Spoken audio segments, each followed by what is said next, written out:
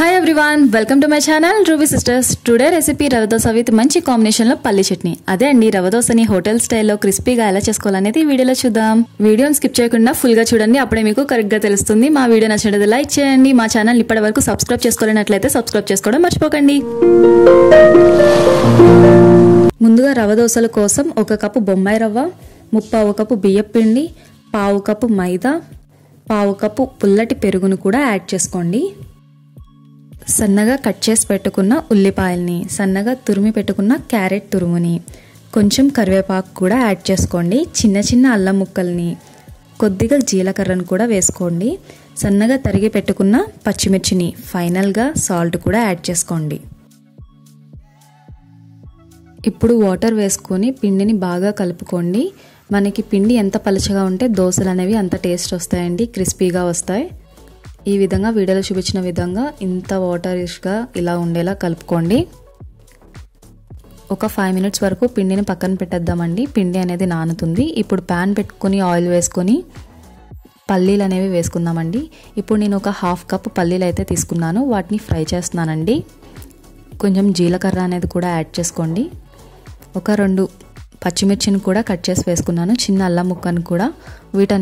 ఇవన్నీ కూడా ఫ్రై అయిన తర్వాత ఇప్పుడు మిక్సర్ జార్ తీసుకుని అందులో వేపిన శనగపప్పు అనేది వేసుకోండి. ఒక 1/4 కప్పు మాత్రమే వేసుకోండి. ఇందాక నేను ఒక 1/2 కప్పు శనగ గుళ్ళు అనేవి తీసుకున్నాను కదండి, ఒక 1/4 కప్పు తీసుకోండి వాటిని. ఇప్పుడు తీసుకుని చిన్న చింతపండు కూడా వేసుకోండి. అవి చల్లారిన తర్వాత మనం అందులో యాడ్ చేసుకున్నామండి. ఇప్పుడు దాన్ని గ్రైండ్ చేసుకొని ఈ విధంగా గ్రైండ్ అయిన తర్వాత అందులో కొన్ని వాటర్ అనేవి యాడ్ చేసుకోండి. వాటర్ వేసుకుని మళ్ళీ ఇంకొకసారి గ్రైండ్ చేసుకోండి.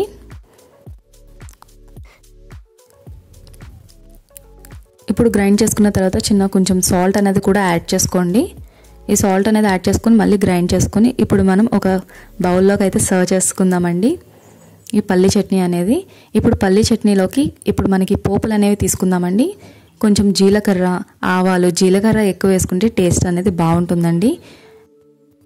3 వెల్లుల్లి రెబ్బలు, కొంచెం కరివేపాకు, ఎండుమిర్చి, సాయమినపప్పు, పచ్చెనపప్పు, ఈ అన్నీ కూడా తాలింపులండి. వీటన్నింటినీ కూడా ఫ్రై చేసుకొని ఈ బౌల్లో అనేది వేసేసుకోండి. చట్నీ వేసుకున్న బౌల్లో చూసారు కదండి, చట్నీ అనేది చాలా టేస్ట్ అనేది వస్తుందండి ఈ విధంగా చేసుకోవడం వల్ల. ఇప్పుడు స్టవ్ ఆన్ చేసి ప్యాన్ పెట్టుకోండి. ప్యాన్ బాగా హీట్ అయిన తర్వాత పిండి చూసారు కదండి, ఇలా వాటరిష్గానే ఉండాలి.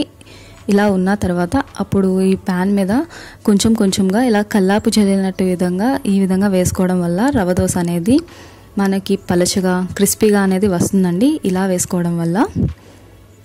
ఇప్పుడు రవ దోశ చుట్టూ కూడా మనం ఆయిల్ అనేది యాడ్ చేసుకుందామండి. ఆయిల్ వేసుకోవాలండి. చుట్టూ ఆయిల్ వేసుకోవడం వల్ల దోశ అనేది క్రిస్పీగా ఫ్రై అవి టేస్ట్ అనేది ఇంకా బాగుంటుందండి.